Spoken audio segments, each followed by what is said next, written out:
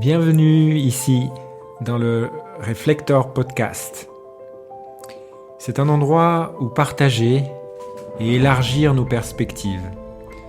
Un endroit où embrasser la beauté, la richesse et le mystère de la vie. C'est un espace pour se confronter à l'inconnu et oser devenir un peu plus le changement que nous voulons voir dans ce monde. Ce podcast, c'est une invitation à un voyage d'exploration vers soi et découvrir le sens profond d'être humain. Merci beaucoup pour votre présence et merci pour votre écoute. Allons-y!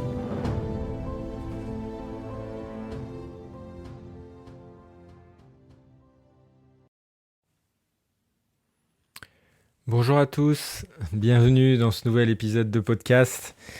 Alors on continue la série sur le système nerveux et la guérison des traumas. Déjà je voulais vous remercier pour tous vos retours. Ça fait chaud au cœur et j'ai l'impression que ça vous intéresse ce que je raconte sur le système nerveux. Donc content de voir qu'il y a une résonance chez beaucoup d'entre vous.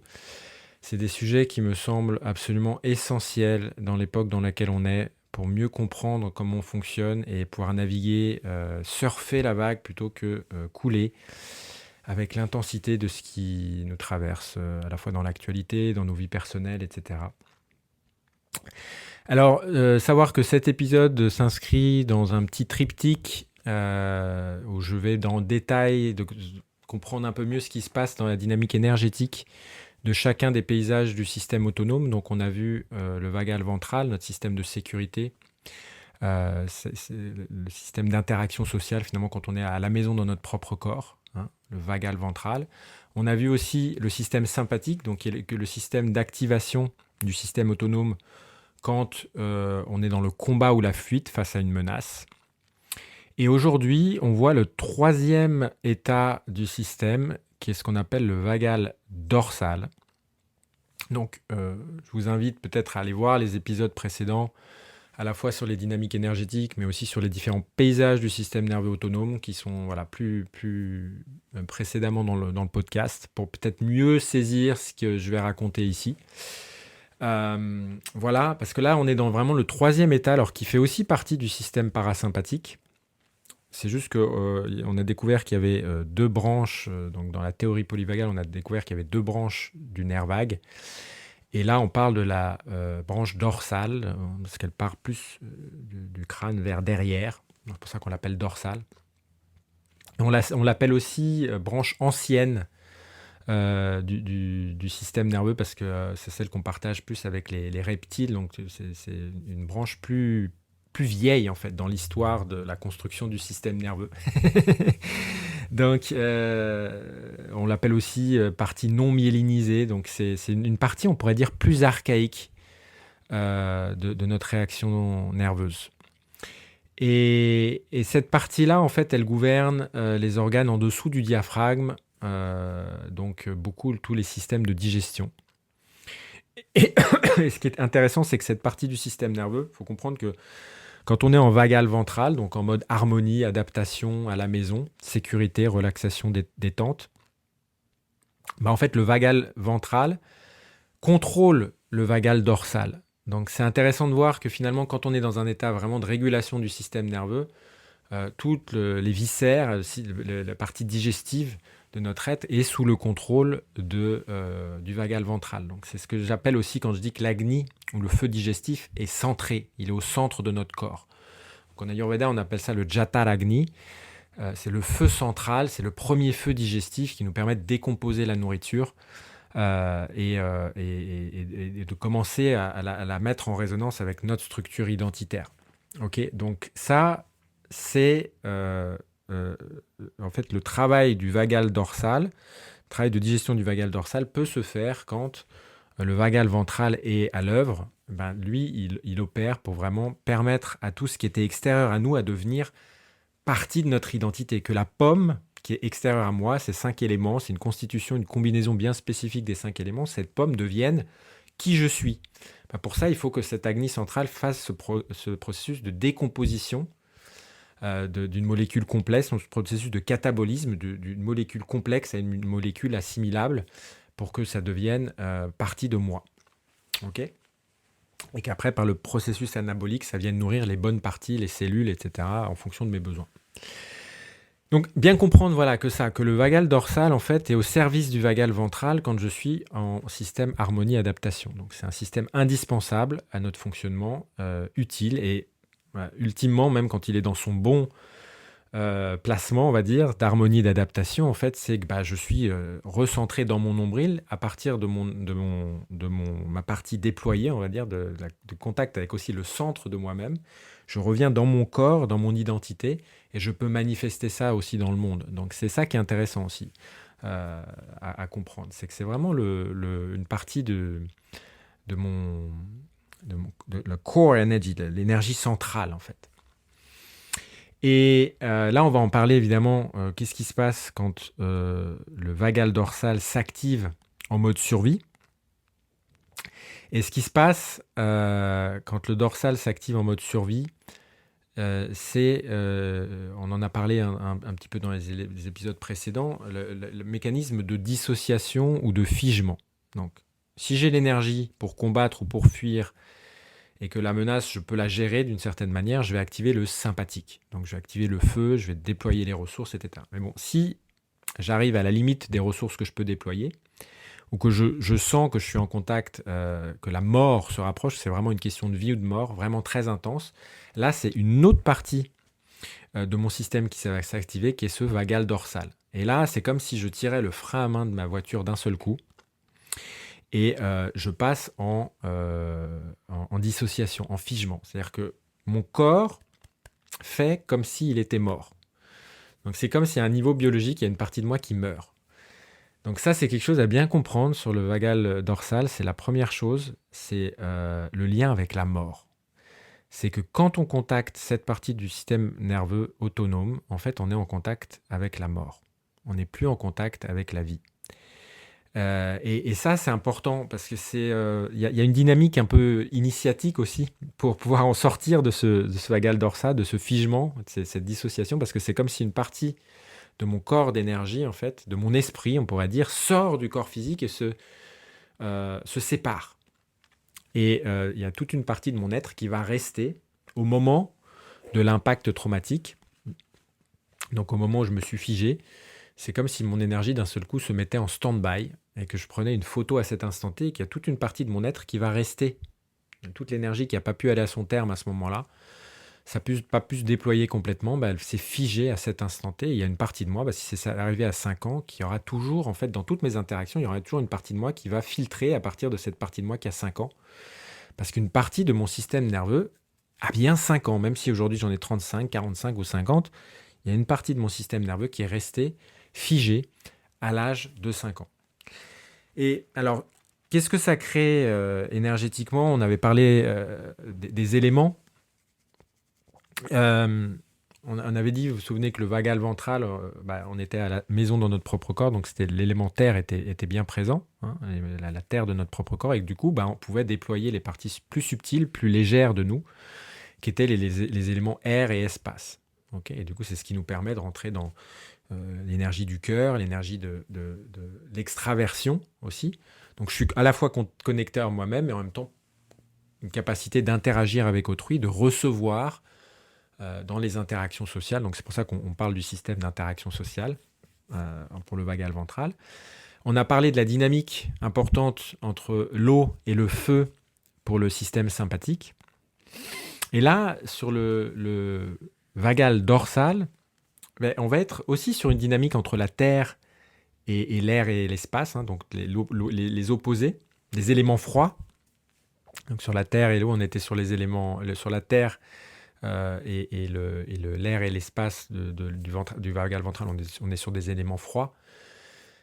Et là, on était sur la chaleur avec le sympathique. Et là, à nouveau, on est sur les éléments froids, mais dans une toute autre dynamique. C'est-à-dire que si mon vagal dorsal s'active en mode survie, en mode protection, donc ça se fait de manière automatique, de manière inconsciente, ok. Donc là, c'est pas que je suis à la maison relâché que je peux accueillir l'autre, c'est à l'inverse en fait. J'ai tellement accueilli l'autre dans mon espace psychique que je suis obligé de sortir de moi-même. Vous voyez ? Donc c'est tout l'inverse de ce qui se passe en vagal ventral, où du coup la terre était bien posée et du coup je pouvais naturellement rentrer dans une dynamique d'expansion de l'air et de l'espace. Là c'est l'inverse. Je perds complètement ma terre et du coup je rentre, je fuis, donc ça c'est l'élément air, la fuite, hop, et je rentre dans l'espace. Donc il y a presque quelque chose d'infini dans la dynamique du vagal dorsal. C'est pour ça qu'on parle de mort, hein, parce qu'on est vraiment dans ces énergies complètement impalpables et on est dans une. C'est pour ça qu'on parle on ne comprend pas en fait quand on n'a pas ces notions du système nerveux. Quelquefois, quand on est dans ces espaces-là, on ne comprend pas ce qui se passe parce qu'on est dans des espaces qui sont euh, comment expliquer? Il n'y a pas de repère en fait. Il n'y a pas de repère. Donc c'est des endroits où quand on essaie de comprendre intellectuellement, mentalement, qu'est-ce qui s'est passé, qu'est-ce qui va, on n'est même plus en contact avec notre corps émotionnel puisqu'on est dissocié. Donc notre corps physique, c'est celui qui nous permet d'alchimiser, de faire de la matière brute quelque chose de digeste et d'assimilable pour notre corps. Donc c'est le corps de transformation, le corps physique. Quand mon corps d'énergie est séparé de mon corps physique, ce processus d'alchimie, de transmutation, je peux plus le faire. Je suis figé à un instant T. D'accord? C'est comme un glaçon, si vous voulez. Il y a quelque chose qui s'est figé à un instant T et ça ne bouge plus. Okay? Donc la dynamique émotionnelle, d'accord, le mouvement de l'eau dans mon corps ne peut plus se faire. Je suis comme un glaçon. Je suis refroidi à l'extrême. Okay? Donc évidemment, dans un état comme ça, ce qui va venir naturellement comme sensation, c'est le sentiment de se sentir complètement dépassé, impuissant, dépressif. Ça peut être aussi une forme de léthargie qui vient parce qu'il y a le battement de cœur qui se ralentit. Hein. Dans le sympathique, on avait une accélération du battement cardiaque, beaucoup de chaleur, beaucoup de feu. Et là, on est mouvement inverse, c'est un ralentissement de la circulation, un ralentissement des battements du cœur. Donc on n'est plus calé sur notre prakriti en fait. Le battement de notre cœur, c'est la musique de notre être, c'est notre mélodie intérieure, c'est la signature énergétique. Quand on est en sympathique, on la perd parce qu'elle va trop vite et puis le tempo s'accélère. Et là, quand on est en vagal dorsal, on perd aussi la dynamique parce que on est plus lent. Et en même temps, et c'est pour ça que je dis il y a une dynamique initiatique là-dedans, c'est qu'on est en contact aussi avec une partie de nous à ce moment-là, qui est au-delà, en tout cas, de cette personnalité-là. Parce que je suis à ce moment-là dans un espace qui est moins défini. Alors, je ne le vis pas positivement parce que vu que ça s'est passé inconsciemment, je n'ai pas de prise pour capter ce qui se passe et puis en faire quelque chose, malheureusement. Mais il y a quand même un contact avec une partie de moi. On pourrait dire le vagal dorsal, c'est le système de régénération ultime, en fait. C'est que quand je n'ai pas pu me régénérer consciemment, en repassant en vagal ventral, en relaxation et digestion, etc., mon corps va le faire automatiquement. C'est la manière dont il a de se préserver. Donc c'est quand même l'équilibre, hein, l'intelligence de l'équilibre de la vie qui m'amène en dorsal. Et ce qui va créer pas mal de problèmes dans ce système-là, c'est que comme on ne comprend pas ce qui se passe et qu'on n'a plus de repères sensoriels parce qu'on est dans une forme d'insensibilité, parce qu'on est en mode glaçon, on ne sent plus rien. Donc c'est aussi des moments, et on aura l'occasion je pense d'en parler plus en détail, mais où les body scanning meditations, les méditations type Vipassana, mindfulness, où on doit scanner les sensations dans le corps, quand on se retrouve en vagal dorsal, ça peut être encore plus angoissant, parce que vous comprenez bien que l'élément espace est énormément aggravé, donc on a Vata Dosha. Pour ceux qui connaissent un peu les termes d'Ayurveda, on a Vata Dosha qui est en forte aggravation. Et du coup, quand on rentre dans une observation des sensations et qu'il ne se passe rien dans le corps, ça peut être extrêmement angoissant. Donc on va éviter, dans ces moments-là, parfois il faut éviter les méditations justement type Vipassana, type les méditations qui peuvent augmenter Vata. Parce que, en fait, voilà, il n'y a pas de... ça peut être très angoissant parce qu'on est face au vide. Okay, donc comme on est vide, Si on est une méditation, en plus il se passe rien, donc on rajoute du vide, ben on met du vide sur du vide, ça fait encore plus de vide. Ça peut être extrêmement angoissant et créer plus de stress qu'autre chose. Et ils se sont rendus compte de ça, notamment dans les cas de PTSD, les syndromes de stress post-traumatique, qu'il y avait certains types de méditation qui n'étaient pas forcément efficaces. Donc ça c'est important à savoir parce qu'on a tous plus ou moins des parties de nous qui sont en dorsale, parce qu'on a tous été plus ou moins traumatisés à des moments de notre vie. Et parfois, le yoga et la méditation peuvent aggraver les symptômes plutôt que les résoudre. Donc ça ne veut pas dire qu'on ne peut pas pratiquer le yoga et la méditation, mais c'est certains types de yoga et certains types de méditation bien spécifiques qu'on va aller travailler. Et notamment dans les techniques que moi j'ai étudiées, approfondies, on a des exercices spécifiques pour aller corporellement adresser cette discontinuité du corps d'énergie, de la séparation du corps d'énergie avec le corps physique. Et ça, on y va vraiment corporellement, et on y va quelquefois par des mouvements, par des pressions de certains points du corps, parce qu'on veut sentir le corps physique pour venir déverrouiller en fait le système nerveux. Et pour faire le lien avec ce qu'on trouve dans le chamanisme aussi, pour parler un peu énergétique, eux, ils ont un terme que je trouve vraiment intéressant par rapport à ça, pour le comprendre, ils appellent ça le recouvrement d'âme. Parce que c'est comme, eux ils disent, les chamans, ils disent, c'est comme s'il y avait une partie de notre âme qu'on avait perdue. Parce que effectivement, ce glaçon, c'est ça, c'est une partie de notre étincelle de vie qui a été temporairement figée et enfermée. Donc effectivement, il y a une partie de notre vitalité, on pourrait dire de notre prospérité, de notre joie, de notre expression vitale qui est bloquée, qui est temporairement figée. Et donc, eux, les chamans expliquent que par le voyage chamanique, ils vont aller récupérer ou communiquer avec cette partie qui est enfermée pour la faire revenir dans le corps. Alors c'est très imagé, mais c'est exactement, moi j'ai exactement cette même perception-là de ce qui se passe quand je suis amené dans les traitements et les accompagnements de coaching pour la libération des traumas et la régulation du système nerveux. C'est exactement ce qu'on fait.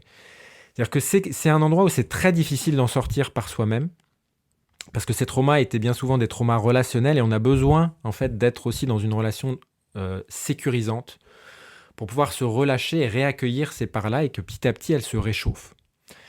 Donc, dans certains écrits sur le système nerveux, ils disent en fait que pour revenir en vagal ventral, on doit passer par le sympathique. Alors, moi, je ne sais pas si je le formulerai forcément comme ça, mais en tout cas, ce qui est sûr, c'est que, effectivement, pour que le glaçon fonde, il faut qu'il y ait du feu.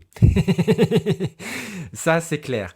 Et donc, ce qui se passe, c'est que ce processus de recouvrement d'âme, c'est pas qu'on peut pas le faire seul, mais que la société nous invite à être tout le temps dans un mouvement effréné où il y a beaucoup de feu. Donc on doit toujours être productif, actif, attentif. On nous demande d'avoir toutes on va dire les qualités d'un système sympathique activé, plutôt qu'un vagal dorsal où on est à la maison, on a envie de voir personne, on se sent déprimé, impuissant.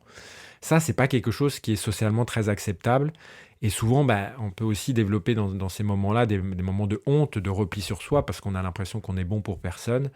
Et on a envie, on rentre dans un recroquevillement intérieur, puisque vu qu'on est plus connecté à soi-même,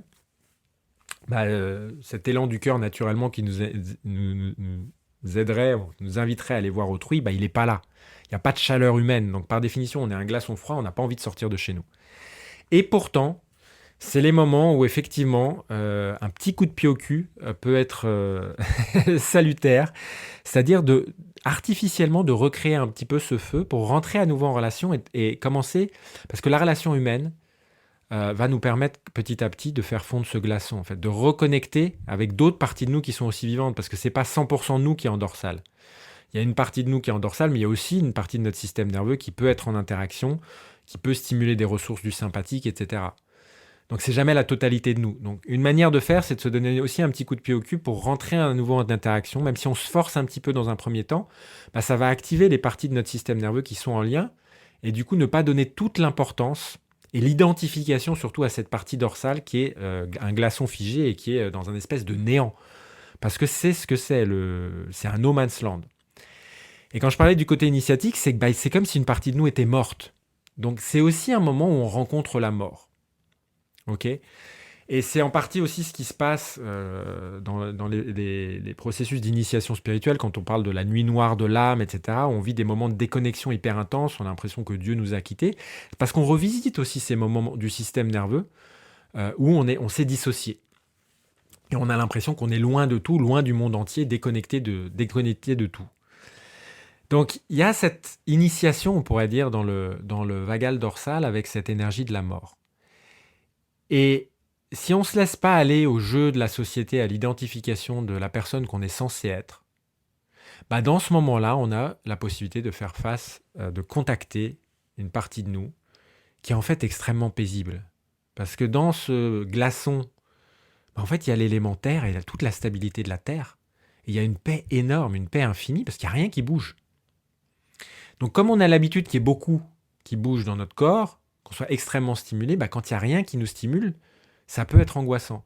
Mais si on se permet d'aller dans ce rien, et dans le fait qu'il n'y a rien qui bouge, ben en fait on rentre dans un processus de relaxation extrêmement profonde du système qui du coup peut commencer à se réactiver tout doucement et à se réchauffer, et le glaçon peut fondre tout doucement.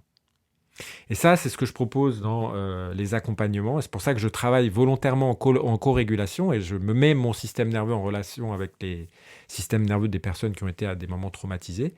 Parce que c'est la résonance des systèmes nerveux en fait qui permet de réchauffer ces parties qui ont été refroidies. Et quand on dit qu'il faut repasser par le sympathique pour activer à nouveau le vagal ventral, ben, en fait, c'est qu'une fois que le glaçon a fondu et qu'on commence à retrouver contact avec le corps, ben, qu'est-ce qui se passe dans notre corps? C'est que ben, toute la dynamique d'intrusion qu'il y a eu pendant le sympathique, je parle notamment des cas d'abus ici, donc vous pouvez écouter l'épisode sur le système sympathique pour avoir plus de détails là-dessus, j'en parle vraiment en profondeur. Ben, ce qu'on recontacte à ce moment-là, c'est ben, dans notre corps, il y a l'énergie de l'autre qui est présente. Et à ce moment-là, ben, si je suis dans mon corps en même temps avec l'énergie de l'autre, ben, je vais générer, mon corps naturellement va générer à travers le sympathique le feu nécessaire pour éjecter, dissoudre cette énergie-là et retrouver du coup mon intégrité psychique, donc l'équilibre du champ magnétique, c'est-à-dire la terre et le ciel, la polarité, mon aura, on va dire ma bulle qui constitue mon intégrité psychique. Et à nouveau opérante, forte et unifiée. Et c'est cette énergie-là, quand je vais relâcher du coup l'énergie sympathique qui n'a pas pu être relâchée au moment du trauma. Donc c'est pour ça que souvent il y a beaucoup de feu qui sort à ce moment-là dans la gestion des traumas, dans les soins. C'est qu'une fois qu'on est sorti du vagal dorsal, bah, il y a tout le sympathique qui s'exprime, donc ça peut se manifester par beaucoup de douleur. Ça peut se manifester par beaucoup de chaleur, des moments d'acidité, etc. Même des palpitations, des crises, voilà, il peut y avoir des angoisses, des anxiétés qui sortent parce que tout le feu qui n'a pas pu se manifester et qui était endormi sort du corps à ce moment-là. Et c'est là, une fois que ce feu est sorti, qu'on peut revenir en vagal ventral. Voilà, donc dans le vagal dorsal, on a un premier contact avec l'énergie de la mort, on pourrait dire. Qui malheureusement n'est pas une énergie ressource dans nos sociétés occidentales. C'est une énergie qu'on contacte de beaucoup plus volontairement, on va dire, dans certaines sociétés orientales, notamment en Inde. Il y a beaucoup de voies yogiques. On va très tôt être en contact avec la mort. Et plus on se familiarise avec cette énergie-là, moins on a besoin d'en faire un démon qui va nous prendre, parce qu'en fait, la mort, elle est terrifiante quand on est attaché à plein de choses, parce qu'elle va être le reflet de tous ces attachements qu'on ne veut pas lâcher. Donc effectivement, c'est la faucheuse. Mais si on n'est pas attaché et qu'il y a pas qu'on est centré en soi-même, mais la mort, c'est simplement la maison qui nous rappelle. Donc simplement toquer à la porte de notre nature essentielle et infinie. Donc il n'y a pas de raison d'avoir peur de la mort. Donc il y a toute cette dynamique-là qui commence à rentrer en jeu dans le vagal dorsal et qui est aussi toute une dynamique psychologique. Parce que énergétiquement, on n'arrive pas à le gérer, parce qu'aussi psychologiquement, on ne s'y donne pas droit collectivement. D'où le fait que d'être accompagné pour ces phases-là, ça peut être vraiment utile, bénéfique. Juste quelques mots, je voulais dire aussi avant de finir, parce qu'on a parlé du coup des doshas aussi. De l'aggravation des doshas. Et je voulais dire quelques mots des gunas, parce que on m'a posé cette question spécifiquement, mais bon, peut-être ça fera l'objet aussi d'un autre podcast plus en détail. Mais donc, quand on parle des gunas, c'est les trois qualités de l'esprit. Donc, on a la qualité sattvik, la qualité rajasique et la qualité tamasique. Donc, évidemment, les trois gunas sont reliés aussi à ces trois états du système nerveux. On a la guna sattvik, donc la guna d'équilibre, les qualités de légèreté, de transparence, de clarté, d'équilibre, d'accord, des forces. Ça, c'est sadguna, d'accord. C'est quand le système vagal ventral est opérant. J'ai la capacité d'accueillir les opposés, d'accueillir les paradoxes, d'accueillir des besoins apparemment contradictoires, et puis voilà, de cohabiter avec des énergies qui ne sont pas forcément, ou des personnes ou des opinions qui ne sont pas forcément en accord a priori avec les miennes, mais je peux naviguer, on va dire, dans l'altérité. Ça, c'est sadguna. Donc, il y a vraiment une notion d'équilibre et de clarté en soi.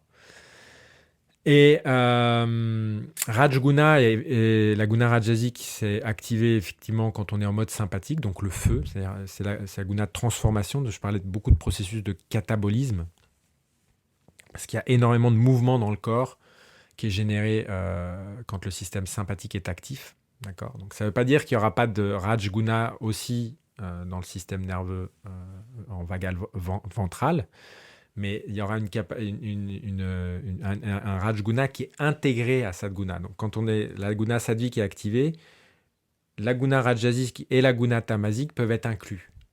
Là, dans le système sympathique, Rajguna prend les rênes et nous embarque. D'accord. Donc c'est la force de transformation, mais c'est aussi la force qui nous donne le désir, les objectifs, l'identification. Ça, c'est Rajguna. Évidemment, quand le subconscient nous prend en réaction de combat ou de fuite, Rajguna est plein pouvoir et on n'a qu'un seul objectif, c'est soit tuer notre adversaire, soit fuir le plus loin possible, mais on est pris par l'énergie inconsciente de Rajguna. Et le troisième mode, c'est la guna tamasique, donc la lourdeur, l'obstruction, la densité, l'opacité de Tamaguna, l'ignorance, on pourrait dire. Et ça, c'est ce qu'on va trouver dans le côté statique du vagal dorsal. On est dans le noir, en fait, on est dans l'énergie de la nuit. Ok, c'est ce qui se passe pendant la nuit, on est allongé, on est statique, on est en train d'embrasser complètement Tamaguna, il n'y a plus de mouvement à l'extérieur, très peu, c'est une énergie qui est froide, mais potentiellement aussi une énergie qui nous permet d'aller trouver une régénération très très profonde quand elle est inclue. Voilà, donc dans le vagal dorsal, la seule possibilité, sinon, c'est de reconnecter Sadguna pour embrasser complètement Tamaguna. Et ça, soit on le fait dans la relation thérapeutique, bien souvent, c'est la manière la plus efficace de le faire, soit on trouve la juste attitude pour pouvoir stimuler Sadguna et en même temps embrasser Tamaguna. Voilou, merci de m'avoir écouté jusque-là. J'espère que ça vous a intéressé, ce triptyque sur l'énergétique du système nerveux. Moi, il y a tout le lien avec le sommeil aussi, le sommeil profond qui est dans... Bon, c'est des sujets, je dois développer autrement. Je pense que là, ça fait déjà une demi-heure. Mais voilà, il y a aussi tout un lien avec ça. Je parlais du sommeil. Il faudrait que je fasse un podcast spécifiquement là-dessus. Mais merci en tout cas de m'écouter jusqu'au bout. Et n'hésitez pas si vous avez besoin de clarification, des questions, parce que vous voyez là, ce triptyque que j'ai fait, c'est suite à des questions que vous avez eues individuelles par rapport à des approfondissements. Donc j'aime beaucoup travailler voilà, comme ça en interaction. Et donc si vous posez des questions, je serais heureux de me laisser habiter par cette question et de voir comment on peut approfondir à partir de là. Merci beaucoup. Bonne journée.